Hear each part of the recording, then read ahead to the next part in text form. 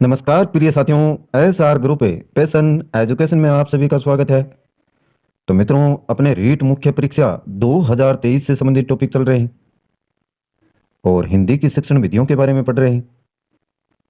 अभी तक आपने 9 शिक्षण विधियों के बारे में पढ़ लिया है। 2 वीडियो अपलोड किए जा चुके हैं, आप सभी ने देख लिए होंगे। अगर नहीं देखे हैं तो उनको भी देखते रहिए मित्रों। इसमें आगे दे रखी है 10वीं विधि आपकी समवाय विधि। तो देखिए, समवाय विधि किसको कहते हैं, ये इसका अर्थ दे रखा है नीचे। समवाय का अर्थ क्या है? साथ साथ अर्थात दो तत्वों का एक साथ चलना। दो तत्वों का एक साथ में चलना, ये क्या है? समवाय का अर्थ है। इस विधि में सभी विद्याओं का अध्ययन एक साथ करवाया जाता है, इसलिए इसको क्या कहते हैं? समवाय विधि कहते हैं। सभी विद्याओं का, जो जो विद्याएं हैं उन सभी विद्याओं का एक साथ में अध्ययन। यह विधि भाषा संसर्ग विधि का ही दूसरा रूप है। अब भाषा संसर्ग विधि क्या होती है, आगे पढ़ेंगे मित्रों। इसको विस्तार पूर्वक इसके बारे में भी जानेंगे। इसका ही दूसरा रूप है। इसमें व्याकरण की शिक्षा लंबी व समवाय के द्वारा दी जाती है। यह संबंध सह संबंध की परिकल्पना सबसे पहले हर्बर्ट महोदय ने की थी। यह विधि पूर्व ज्ञान का नवीन ज्ञान से संबंध स्थापित करती है। तो ये लाइन इंपॉर्टेंट है आपके लिए। एक तो समवाय का अर्थ क्या है? दो तत्वों का एक साथ में चलना, यह आपका समवाय। और भाषा संसर्ग विधि का दूसरा रूप है ये। साथ में जो आपका पूर्व ज्ञान है उसके साथ में संबंध स्थापित करती है नवीन ज्ञान।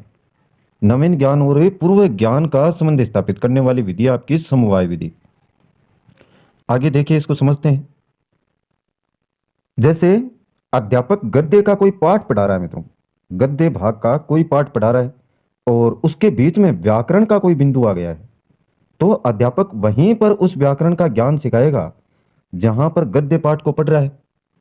और इससे संबंधित कई बातें आ गई तो साथ ही चर्चा की जाती है। कहने का मतलब यही है कि गद्य पाठ को पढ़ा रहा है और बीच में कोई व्याकरण का शब्द आ गया, कोई बिंदु इस प्रकार का आ गया है, तो अध्यापक क्या करेगा? वहीं पर व्याकरण का ज्ञान भी सिखाएगा। समवाय विधि में, इस विधि में तारतम्यता नहीं रहती, क्योंकि अध्यापक पद्य पढ़ रहा है और बीच में व्याकरण पढ़ाने वाले पढ़ाने चले तो बच्चों का तो ध्यान है व्याकरण पर हो जाता है, तो बालक न तो पद्य पाठ पढ़ पाता है और न ही व्याकरण। इससे विद्यार्थियों का ध्यान भंग हो जाता है और किसी भी विषय का अधिगम नहीं कर पाते हैं। अब गद्य पाठ को पढ़ा रहे हैं और साथ में व्याकरण का ज्ञान भी करवाएंगे उस पाठ को पढ़ाते पढ़ाते, तो मित्रों इसमें अरुचि आती है पाठ में। न तो बालक गद्य भाग को पढ़ पाएगा और ना ही व्याकरण को पढ़ पाएगा। तो यह आपकी समवाय विधि है। साथ साथ में इसको पढ़ाया जाता है व्याकरण को भी इसमें। और जानकारी है इसके बारे में कि ये मनोवैज्ञानिक विधि है। इस विधि के द्वारा व्याकरण की शिक्षा को स्वतंत्र रूप से प्रदान नहीं किया जाता। स्वतंत्र यानी अलग है, अलग से, जैसे सेपरेट है। आपके कोई भी टॉपिक है, संज्ञा का टॉपिक है, वो चल रहा है तो उसको करवा दिया, व्यंजन करवा दिए, वर्ण करवा दिए, सर्वनाम करवा दिए। इस प्रकार से स्वतंत्र रूप से उसको नहीं पढ़ाया जाता है, बल्कि जो टॉपिक चल रहा है पाठ का उसी के अंतर्गत इसको बता दिया जाता है। इस विधि में व्याकरण शिक्षण को गद्य पद्य शिक्षण के माध्यम से सिखाया जाता है। गद्य और पद्य आपका पाठ है, कविता है, उसके माध्यम से उसके साथ में ही बता दिया जाता है व्याकरण को। और इस विधि के कुछ प्रमुख सिद्धांत हैं। फ्रोबेल की जीवन केंद्रित शिक्षा। पहला सिद्धांत कौन सा है? फ्रोबेल की जीवन केंद्रित शिक्षा। आगे देखिए, इसमें पहले सिद्धांत के बाद में दूसरा है आपका गांधी जी का समवाय का सिद्धांत। गांधी जी का समवाय का सिद्धांत और जिल्लर का केंद्रीकरण का सिद्धांत। ये 3 सिद्धांत हैं जो इस विधि पर निर्भर हैं, इस विधि के प्रमुख सिद्धांत हैं। अन्य नाम भी है इसका समवाय विधि का, वह नाम है सहयोग विधि। सहयोग विधि के नाम से भी इसको जाना जाता है। इसका प्रमुख गुण विषय वस्तु के साथ साथ ही व्याकरण का ज्ञान कराना। विषय वस्तु के साथ में व्याकरण का ज्ञान करवाया जाता है बच्चों को। और यह विधि उच्च प्राथमिक कक्षाओं के विद्यार्थियों को व्याकरण का व्यवहारिक ज्ञान इसके माध्यम से प्रदान किया जाता है। कुछ इसके दोष भी हैं। विद्यार्थियों को व्याकरण का सीमित ज्ञान प्राप्त होता है इससे। अब बीच में पाठ के बीच में ज्ञान करवाएंगे तो सीमित ही होगा। अब कोई टॉपिक सर्वनाम से जुड़ा हुआ आ गया, कोई शब्द आ गया, तो सर्वनाम के बारे में पूरी डिटेल नहीं बताएंगे, वहां पर मुख्य मुख्य बातें बता दी जाएंगी उनको। तो इसलिए सीमित ज्ञान प्राप्ति इसके माध्यम से होता है। भाषा की जो शुद्धता है या अशुद्धता है उसका ज्ञान भी नहीं हो पाता है, कि भाषा जो अपन पढ़ा रहे हैं उस पर भी इतना ध्यान केंद्रित नहीं हो पाता है बच्चों का, कि ये जो शब्द हैं लिखे हुए हैं, भाषा शैली है उसकी, उसमें कितनी शुद्धता है अशुद्धता है उसका ज्ञान नहीं हो पाता है। नेक्स्ट आपकी विधि है मित्रों प्रदर्शन विधि। 11वीं विधि है प्रदर्शन। प्रदर्शन में देखिए क्या होता है, व्याख्यान विधि द्वारा गणित एवं विज्ञान जैसे विषयों को अध्ययन कराना संभव नहीं हो पाता है। किसके माध्यम से? व्याख्यान विधि के माध्यम से। इसलिए प्रदर्शन विधि इन विषयों को पढ़ाने हेतु प्रयोग में ले जाती है।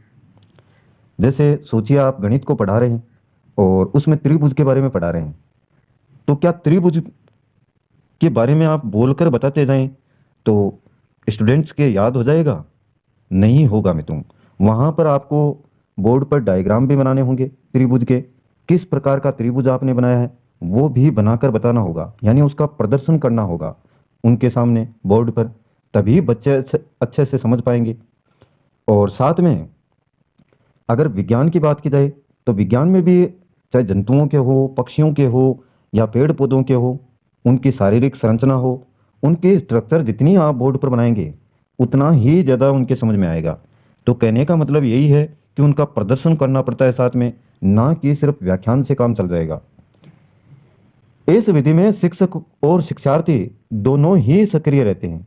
शिक्षक और शिक्षार्थी कैसे? जैसे बोर्ड पर त्रिभुज बना रहा है तो शिक्षक एक्टिव है।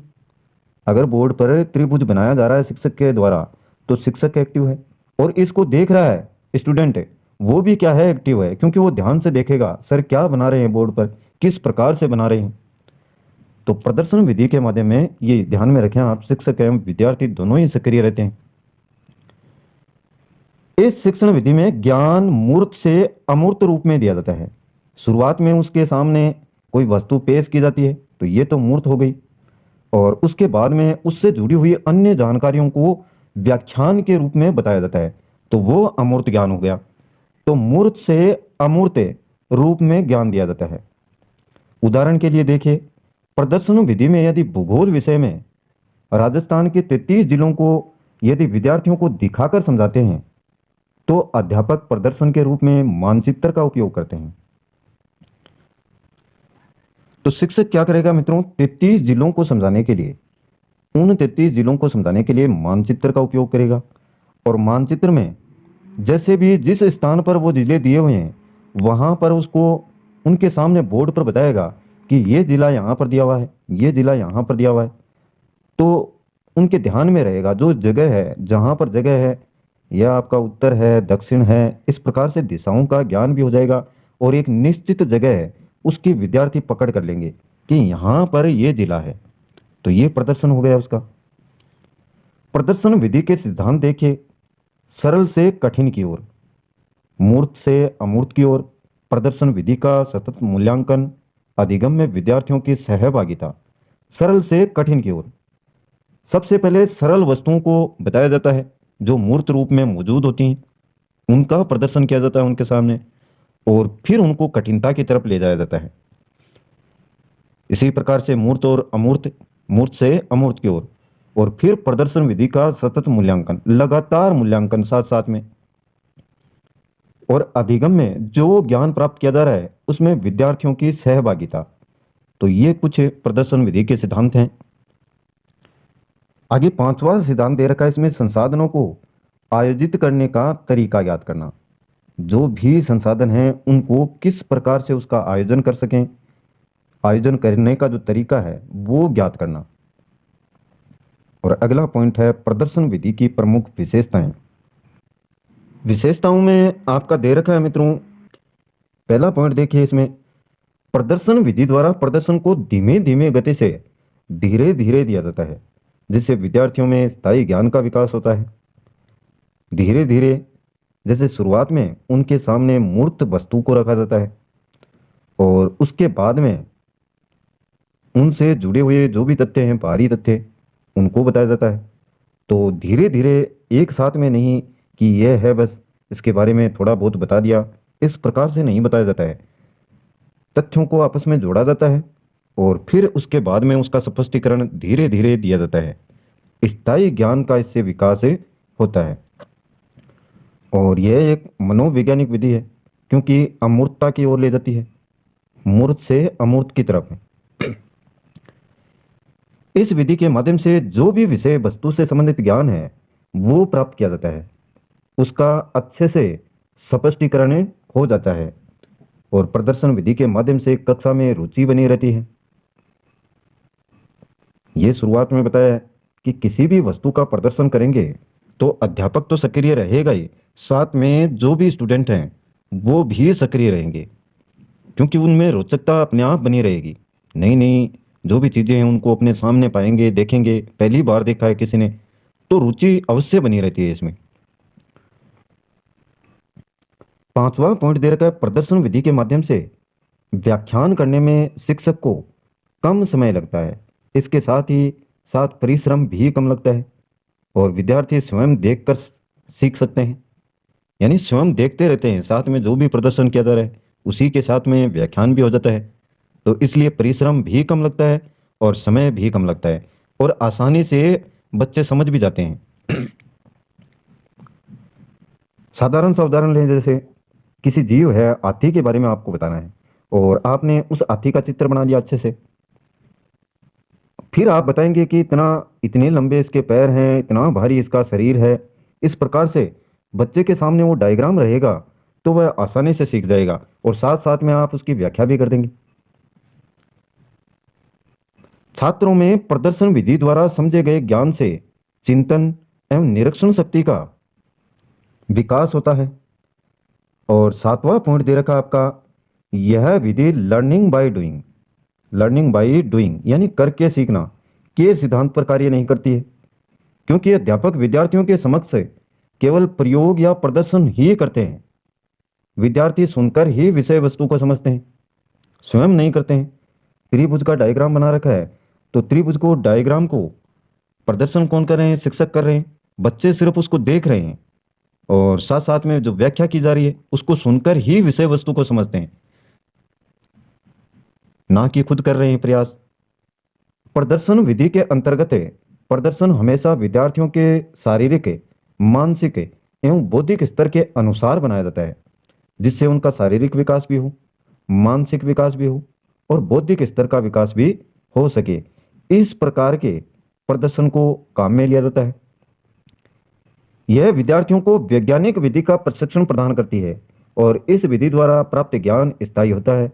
अधिक संख्या वाले विद्यार्थियों हेतु यह विधि प्रभावशाली नहीं होती है। अगर विद्यार्थियों की संख्या ज़्यादा है तो फिर यह प्रभावशाली नहीं होती है। कम विद्यार्थी हैं तो अच्छे से उनको बता दिया जाएगा। इसके बाद में नेक्स्ट देखते हैं, अगली विधि है मित्रों आपकी डोल्टन विधि।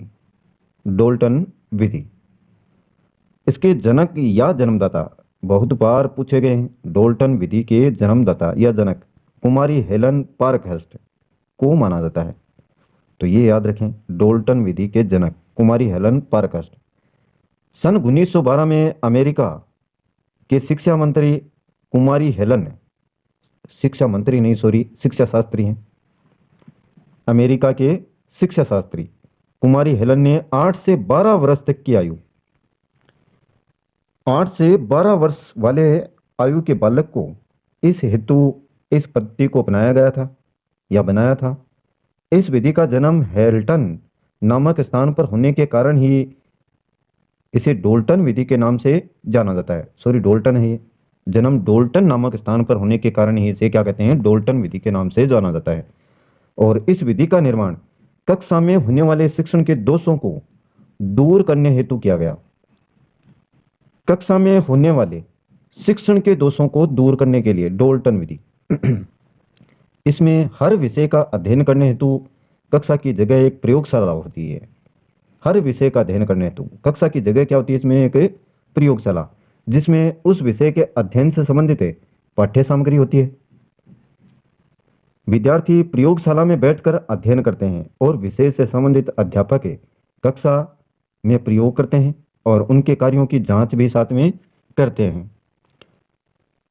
इस विधि में अध्यापक द्वारा छात्रों को कुछ निर्धारित कार्य असाइनमेंट के रूप में दिए जाते हैं, जिन्हें विद्यार्थी को दिए हुए समय के भीतर करके देना होता है। अध्यापक छात्रों को देते हैं कुछ कार्य करने के लिए, असाइनमेंट बोलते हैं उनको, और उन कार्यों को दिए गए समय के भीतर ही पूरा करना होता है। तो ये मुख्य बातें हैं इसमें। कक्षा में होने वाले शिक्षण से संबंधित जो भी दोष हैं उनको दूर करने के लिए इस विधि को बनाएगा। और हर विषय का अध्ययन करने के लिए यहाँ पर कक्षा की जगह क्या होती है, इसमें प्रयोगशाला होती है जिसमें उस विषय के अध्ययन से संबंधित पाठ्य सामग्री होती है। तो डोल्टन विधि से जुड़ी हुई कुछ मुख्य बातें हैं ये। प्रयोगशाला में बैठकर ही विद्यार्थी अध्ययन करते हैं और फिर उस विषय से संबंधित जो भी अध्यापक है वो कक्षा में उनके कार्यों की जांच करते हैं। असाइनमेंट को तय समय में पूरा किया जाता है विद्यार्थियों के द्वारा। तो ये कुछ डोल्टन विधि की मुख्य बातें। इस प्रकार इस विधि द्वारा कार्य करने में बालकों को पूर्ण स्वतंत्रता दी जाती है। अध्यापक केवल क्या करता है, पथ प्रदर्शक का कार्य करता है। याद रखें, डोल्टन विधि में अध्यापक सिर्फ पथ प्रदर्शक का कार्य करता है और विद्यार्थी बालक जो भी हैं उनको पूर्ण स्वतंत्रता प्रदान की जाती है। अब देख लेते हैं इनकी विशेषताएं डोल्टन विधि की। इस विधि द्वारा विद्यार्थी स्वयं की क्रियाएं हैं, स्वयं की क्रियाओं और अनुभवों के माध्यम से सीखता है। असाइनमेंट या जो कार्य दिया गया है वह करेगा तो काफ़ी अनुभव प्राप्त करेगा उन क्रियाओं के माध्यम से और उन्हीं से वह सीखेगा। कार्य असाइनमेंट हेतु हर विद्यार्थियों को निश्चित समय दिया जाता है। ये मुख्य विशेषताएं हैं इसकी। बालकों में स्वाध्याय या स्वयं कार्य करने की क्षमता का विकास होता है। बालकों को सूची के अनुसार कार्य करने दिया जाता है। पूर्ण स्वतंत्रता दी जाती है। स्वाध्याय विकसित होता है, स्वयं कार्य करने की क्षमता का विकास होता है, क्रियाओं एवं अनुभवों के माध्यम से सीखता है, निश्चित समय दिया जाता है कार्य के लिए। तो ये मुख्य बातें, मुख्य विशेषताएं हो गई इसकी। और इसके बाद में आपकी व्याख्यान विधि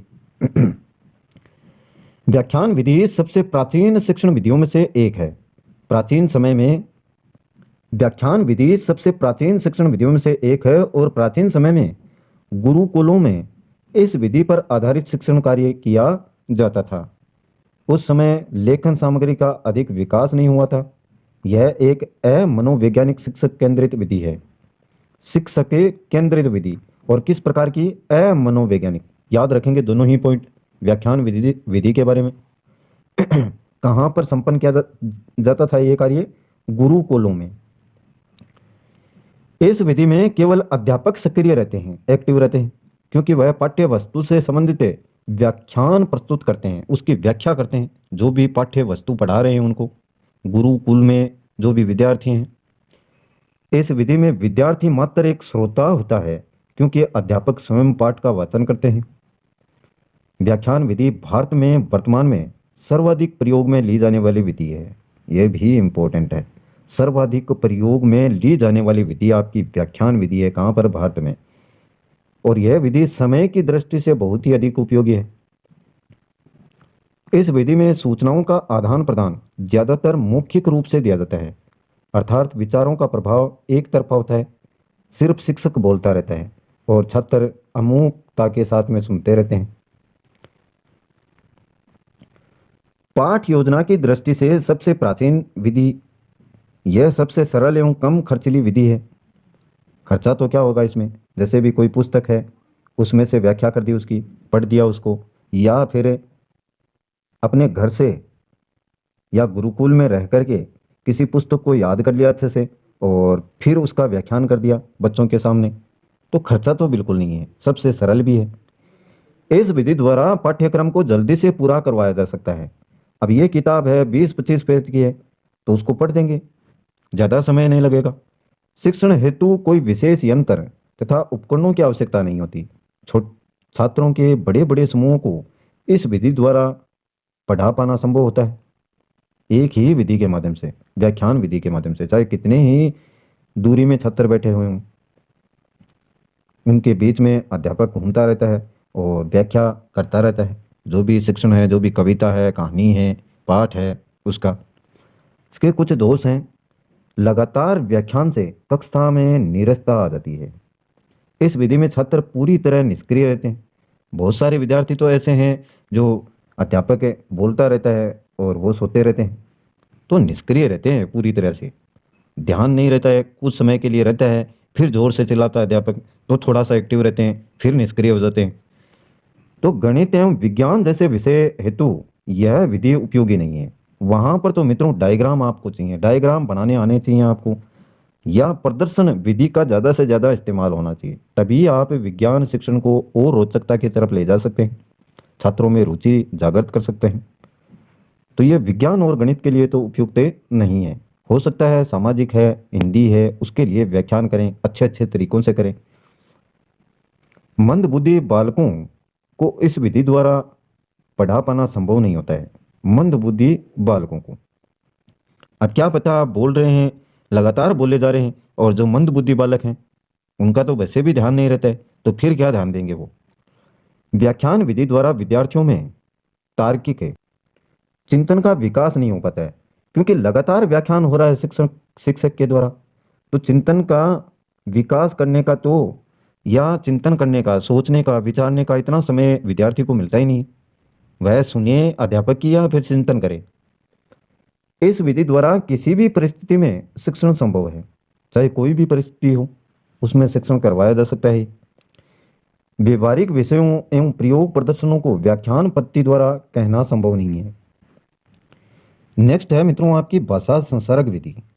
भाषा संसर्ग विधि देखिए, यह एक व्याकरण शिक्षण की विधि है, व्याकरण शिक्षण की। इस विधि को अव्याकृति विधि के नाम से भी जाना जाता है, तो ये भी याद रखें, अव्याकृति विधि या भाषा संसर्ग विधि एक ही बात है। इस विधि में रचनाओं के माध्यम से व्याकरण का ज्ञान दिया जाता है। इस प्रकार की विधि में बालक को जो भी ज्ञान ले उसे कुशल अध्यापक के माध्यम से ले, तभी वह शुद्ध रूप से व्याकरण के नियमों को जान पाएगा। यानी बालक को जो भी ज्ञान लेना है वह किससे ले, कुशल अध्यापक से, जो उस विषय वस्तु के बारे में अच्छे से जानता हो, उसके माध्यम से ले, तभी शुद्ध रूप से व्याकरण के नियमों को जान पाए। प्राथमिक कक्षाओं हेतु यह विधि काम में ली जाती है। प्राथमिक कक्षाओं के लिए कौन सी विधि? भाषा संसर्ग विधि या अव्याकृति विधि, क्योंकि ये भाषा की शुद्धता के प्रयोग पर बल देती है, इसलिए इसको प्राथमिक कक्षाओं में उपयोग में लिया जाता है। इस विधि के द्वारा छात्रों को अच्छे लेखन की पुस्तकों के माध्यम से व्याकरण का ज्ञान दिया जाता है, जिससे विद्यार्थियों में मातृभाषा की सभ्यता का विकास होता है। यह विधि उच्च स्तर हेतु अनुपयोगी है, यानी बड़े बालकों के लिए यह उपयोगी नहीं है। यह एक मनोवैज्ञानिक विधि है। इस विधि द्वारा बालक में तार्किक ज्ञान की कमी रहती है। मनोवैज्ञानिक विधि है, साथ में बालक हैं, उनमें तार्किक ज्ञान की क्या रहती है? कमी। इस विधि के द्वारा विद्यार्थियों को व्याकरण का व्यवस्थित रूप से ज्ञान नहीं हो पाता है। तो ये आपकी भाषा संसर्ग विधि है। तो ये कुछ इंपॉर्टेंट पॉइंट है, आपको ध्यान में रखने चाहिए। अव्याकृति विधि इसी को कहते हैं। प्राथमिक कक्षाओं के लिए ये उपयोगी है। कुशल अध्यापक पढ़ाता है, तभी शुद्ध रूप से व्याकरण के नियमों को जान पाते हैं बच्चे। रचनाओं के माध्यम से व्याकरण का ज्ञान दिया जाता है। तो ये कुछ इंपॉर्टेंट बातें हैं इससे जुड़ी हुई। उच्च स्तर के लिए अनुपयोगी है, मनोवैज्ञानिक विधि है, तार्किक ज्ञान की इससे कमी रहती है, और व्याकरण का व्यवस्थित रूप से ज्ञान नहीं हो पाता है। ये मुख्य बातें हैं इसमें। अब देखते हैं पाठ्य पुस्तक विधि। पाठ्य पुस्तक विधि, पाठ्य पुस्तक विधि में बच्चों को विषय से संबंधित या व्याकरण की पुस्तकें दे दी जाती है, और इस पुस्तक में व्याकरण से संबंधित टॉपिक्स के नियम और उदाहरण दोनों दिए होते हैं। शिक्षक उन नियमों को उदाहरण के माध्यम से समझाता है और अभ्यास करवाता है। तो यह आपकी पाठ्य पुस्तक विधि है। इसमें पुस्तकें बच्चों को दे दी जाती हैं, विषय से संबंधित या फिर व्याकरण की पुस्तक, उसमें व्याकरण से संबंधित टॉपिक होते हैं, नियम होते हैं, उदाहरण दिए होते हैं। उन नियमों उदाहरणों को शिक्षक क्या करता है? समझाता है और अभ्यास करवाता है। यह आपकी पाठ्य पुस्तक विधि। इसके बाद में आपकी दे रखी है चित्र रचना विधि। चित्र रचना विधि में विद्यार्थियों को कुछ चित्र दिए जाते हैं। चित्र रचना विधि में विद्यार्थियों को कुछ चित्र दिए जाते हैं। उन चित्रों से संबंधित बालक को कहानी लिखने को कहा जाता है। सभी मित्रों को बालक बारी बारी से देखता है, चित्रों को बालक जो भी चित्र दिए गए हैं उन चित्रों को बालक बारी बारी से देखता है एवं पूरी कहानी लिखता है। यह विधि प्राथमिक स्तर हेतु उचित नहीं मानी जाती है। छोटी कक्षाओं में मोक्ष विधि द्वारा कहानी संभव है। इस विधि द्वारा विद्यार्थी में लेखन शक्ति का विकास होता है। तो यह है आपकी चित्रों से संबंधित विधि है, आपकी चित्र रचना विधि। समझ गए होंगे दोस्तों इसको। इसमें करना क्या है, एक चित्र दिया जाता है स्टूडेंट्स को या अनेक चित्र उनके सामने रखे जाते हैं और इन चित्रों से संबंधित उनको कहानी तैयार करनी होती है बच्चों को स्वयं के विवेक द्वारा। नेक्स्ट आपका 17वीं विधि देखिए, शब्दार्थ विधि या अर्थबोध विधि। शब्दार्थ विधि या अर्थबोध विधि देखिए किसको कहते हैं। इस विधि में शिक्षक विद्यार्थियों को कठिन शब्दों का अर्थ कराते हुए, जो भी कठिन शब्द दिए हुए हैं, चाहे आप गद्य की बात करें या पद्य भाग की बात करें, तो वहां पर कठिन शब्द दिए हुए हैं उनका अर्थ कराते हुए शिक्षण करवाता है। यह प्राथमिक एवं माध्यमिक कक्षाओं हेतु उपयोगी है। तो ये याद रखें आप, शब्दार्थ शब्दों के अर्थ बोध यानी उनका अर्थ का बोध करवाना। ये विधि है आपकी अर्थबोध विधि या शब्दार्थ विधि। और इसके बाद में अंतिम आपकी आती है 18वीं व्यास विधि। यह विधि कक्षाओं को भाग प्रधान कविताओं को पढ़ाने हेतु काम में ली जाती है। प्रधान कविताएं, इसमें भाव एवं कला दोनों पक्षों को कथा के माध्यम से समझाया जाता है और शिक्षक की भूमिका इसमें क्या होती है, प्रमुख होती है। तो ये व्यास विधि है, भाव और कला से जुड़े हुए दोनों पक्षों को कथा के माध्यम से समझाया जाता है। शिक्षक की भूमिका इसमें प्रमुख होती है। तो ये थी मित्रों शिक्षण से जुड़ी हुई, हिंदी शिक्षण से जुड़ी हुई कुछ शिक्षण विधियां, महत्वपूर्ण शिक्षण विधियां। तो आपने 18 के बारे में जान लिया है, इन शिक्षण विधियों के बारे में अच्छे से पढ़ा है, प्रत्येक के बारे में आपको जानकारी हो गई होगी। ये वीडियो आपको अच्छा लगे, टॉपिक अच्छा लगे तो लाइक करना, अपने मित्रों के साथ में शेयर करना, और चैनल को सब्सक्राइब नहीं किया है तो प्लीज़ सब्सक्राइब कर लें, जिससे आने वाले प्रत्येक वीडियो के नोटिफिकेशन आपको लगातार मिलते रहें। SR ग्रुप है, पैशन एजुकेशन, आप इसको सर्च करें, चाहे गूगल पर करें या यूट्यूब पर करें, ये नाम लिखना है। वहाँ पर आपको प्रत्येक वीडियो जो भी हमारे द्वारा प्रेषित किया गया है वो आपको दिखाई देगा। प्लेलिस्ट अलग से बनाई हुई है प्रत्येक विषय की, चाहे आप ज्योग्राफी की बात करें, हिस्ट्री की बात करें, पॉलिटी की बात करें, सभी विषय के आपको प्लेलिस्ट में वीडियो मिल जाएंगे। राजस्थान जीके है, शैक्षणिक विधियाँ हैं, सूचना तकनीकी है। तो अच्छे से देखें मित्रों, तैयारी आपको ही करनी पड़ेगी। सिर्फ वीडियो देखने से काम नहीं चलेगा, साथ साथ में नोट्स भी शॉर्ट में जितने तैयार कर सकते हैं वो करते जाएं, जिससे अंतिम समय में आप उनको पढ़ सकें। क्योंकि अंतिम समय में आप वीडियो नहीं देख पाएंगे, वीडियो के माध्यम से अभी आप पढ़ सकते हैं। आज के लिए बस इतना ही, कल फिर मिलते हैं मित्रों एक नए टॉपिक के साथ। तब तक के लिए जय हिंद, जय भारत।